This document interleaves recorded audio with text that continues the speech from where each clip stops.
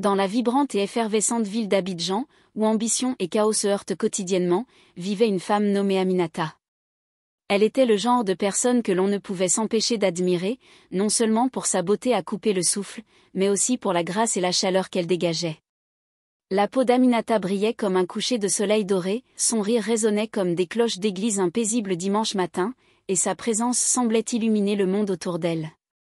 Pourtant, ce n'était pas seulement sa beauté qui suscitait l'envie, mais la bonté qui émanait de son âme. Aminata était d'une gentillesse inégalée, que ce soit envers les enfants jouant dans les rues ou les mendiants devant son église. Elle avait toujours un sourire, un mot aimable ou une prière à offrir. Beaucoup disaient qu'elle était une bénédiction divine sous forme humaine, une femme rare à la fois vertueuse et d'une beauté éclatante. La vie amoureuse d'Aminata était tout aussi admirable. Depuis 3 ans, elle partageait sa vie avec Kofi, son petit ami, à qui elle restait d'une loyauté indéfectible. Elle parlait de lui avec fierté et affection, ses yeux s'illuminant chaque fois que son nom était évoqué. Bien que de nombreux hommes aient tenté de la séduire, certains avec des promesses de richesse, d'autres avec des paroles vides, Aminata les repoussait tous sans hésitation. « J'ai Kofi », disait-elle simplement, d'une voix calme et d'un sourire assuré.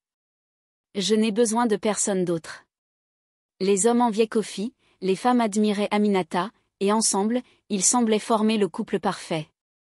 La dévotion d'Aminata était comme une pierre précieuse rare dans un monde où infidélité et exception amoureuse régnaient souvent. Elle croyait en l'amour, en la confiance et en la droiture. Pour elle, la vie était une question de fidélité, non seulement envers Kofi, mais aussi envers Dieu, ses valeurs et elle-même. Pourtant, même les roses les plus magnifiques ont leurs épines, et la vie parfaite d'Aminata allait bientôt être troublée par un événement inattendu. Aminata nourrissait des ambitions professionnelles aussi fortes que ses valeurs. Lorsqu'elle décrocha un entretien pour un poste dans une grande multinationale, elle fut comblée. Ce travail représentait un rêve devenu réalité, une étape vers l'avenir qu'elle avait toujours imaginé.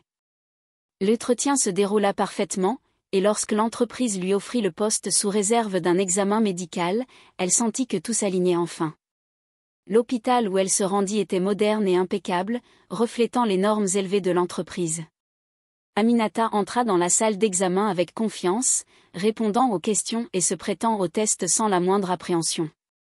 Tout semblait routinier jusqu'à ce que les résultats arrivent. Elle fut convoquée dans le bureau du médecin où un homme au visage bienveillant l'accueillit avec une expression grave. Aminata sentit qu'il y avait un problème, mais rien ne l'avait préparée à ce qu'il allait dire. « Mademoiselle Aminata » commença le médecin d'une voix prudente, « vos résultats montrent que vous êtes séropositive. » D'abord, les mots ne firent pas sens, elle le regarda, clignant des yeux comme s'il avait parlé dans une langue étrangère. « Quoi » murmura-t-elle, sa voix tremblante. Le médecin répéta doucement, expliquant la nature des résultats. Il expliqua à Aminata que, bien que le VIH ne soit pas curable, il pouvait être traité avec un traitement approprié. Elle pourrait vivre une vie longue et en bonne santé, mais Aminata n'écoutait déjà plus.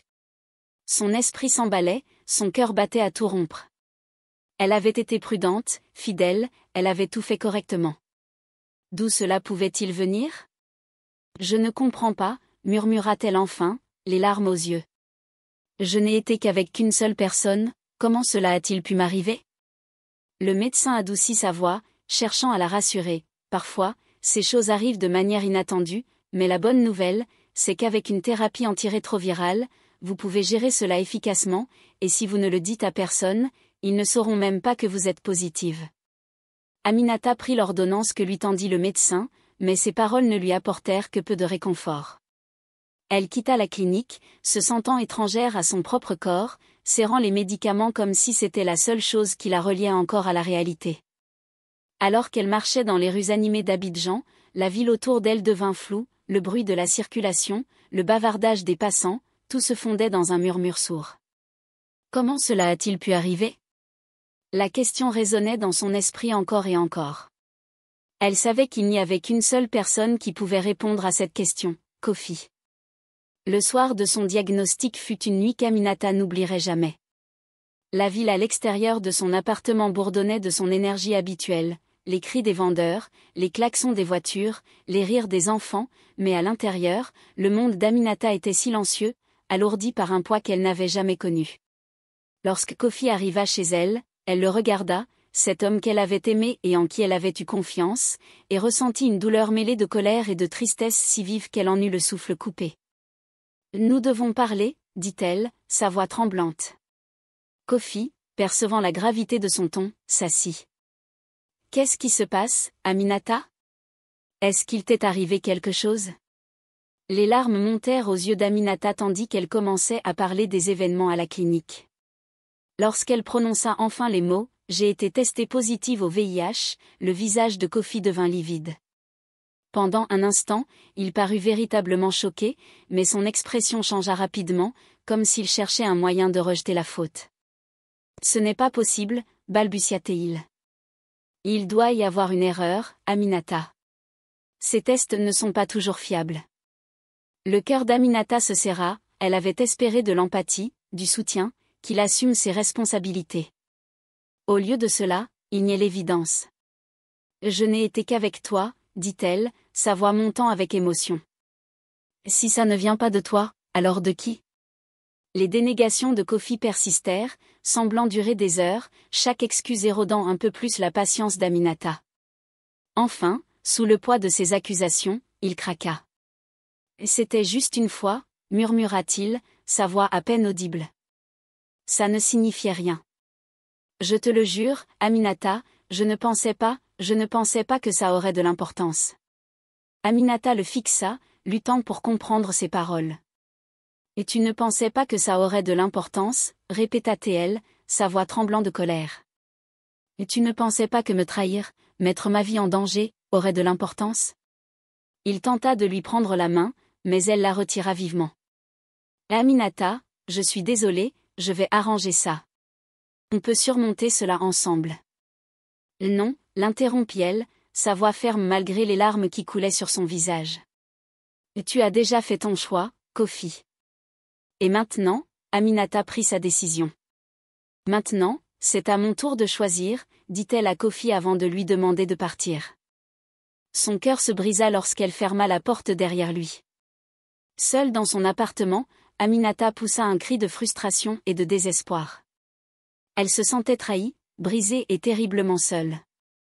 L'homme qu'elle avait aimé, en qui elle avait eu confiance, et à qui elle était restée fidèle, avait détruit tout ce qu'ils avaient construit. Alors que les heures passaient, sa douleur commença à se transformer en quelque chose d'autre, quelque chose de plus sombre. Dans les jours qui suivirent, la souffrance d'Aminata ne diminua pas, elle évolua. Chaque fois qu'elle pensait à Kofi et à sa trahison, une colère brûlante montait en elle. Elle avait été loyale, elle avait été fidèle, elle avait été une bonne personne, et tout cela, qu'est-ce que ça lui avait apporté ? Ses amis tentèrent de la réconforter, bien qu'aucune ne connaisse toute l'histoire. « Tu trouveras quelqu'un de mieux, » lui disait-elle. « Tu mérites tellement plus que lui. » Mais Aminata ne voulait pas quelqu'un de mieux, elle ne voulait plus qu'un homme lui promette le monde pour ensuite la laisser briser. Elle ne voulait plus d'amour, de confiance ou de compagnonnage. Ce qu'elle voulait, c'était la justice, ou du moins ce qu'elle croyait être la justice. La première fois ce ne fut pas prémédité, un homme l'aborda dans un café, son charme aussi évident que l'alliance qu'il portait à son doigt. « Vous êtes trop belle pour être assise seule, » lui dit-il, un sourire éclatant sur le visage, probablement celui qu'il avait utilisé sur d'innombrables femmes avant elle. Dans le passé, Aminata l'aurait poliment repoussé, lui rappelant ses obligations ou se serait simplement éloignée. Mais cette fois, quelque chose en elle changea. « Merci », répondit-elle, son sourire doux et accueillant. Ils échangèrent leurs numéros, et quelques jours plus tard, il était dans son appartement. Il était imprudent, emporté par son enthousiasme, complètement inconscient du danger dans lequel il se trouvait. En partant ce soir-là, son ego gonflé par l'idée d'avoir séduit une femme aussi belle, Aminata resta assise sur son lit, un mélange chaotique de satisfaction et de culpabilité dans le cœur.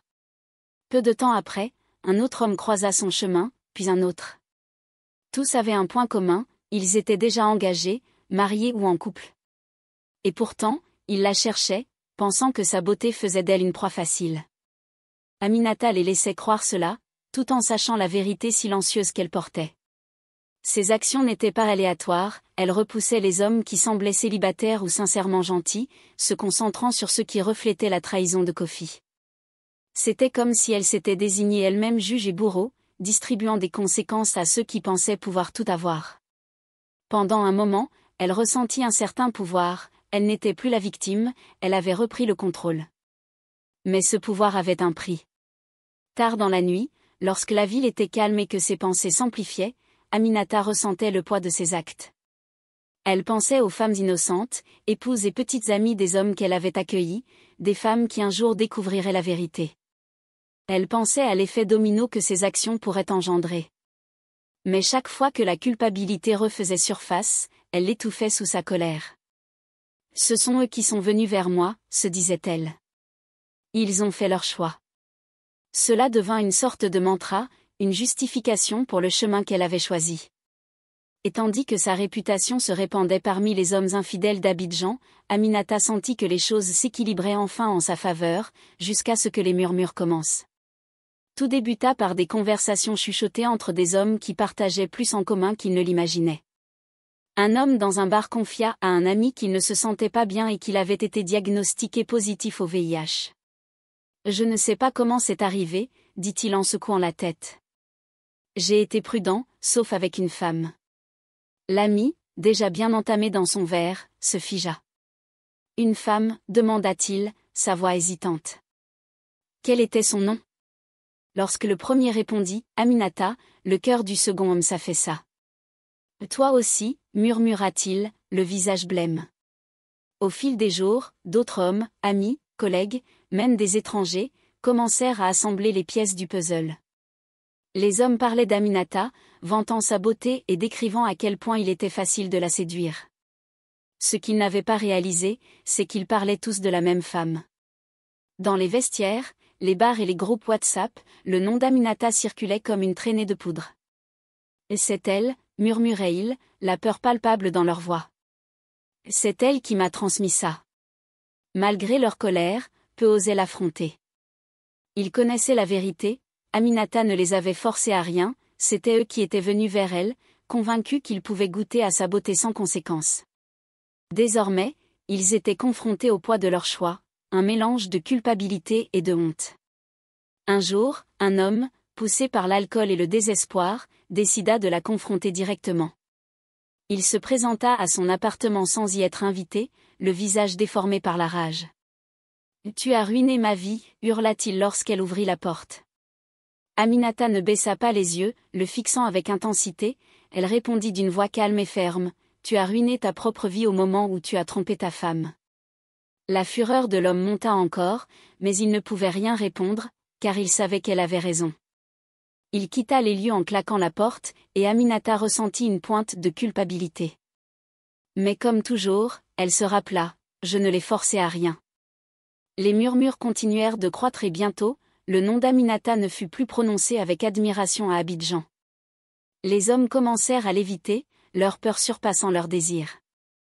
Sa réputation devint une arme, abattant quiconque osait croiser son chemin. Mais cela devint aussi un fardeau. Les regards de la ville étaient désormais braqués sur elle, et elle ne pouvait échapper au poids de leur jugement.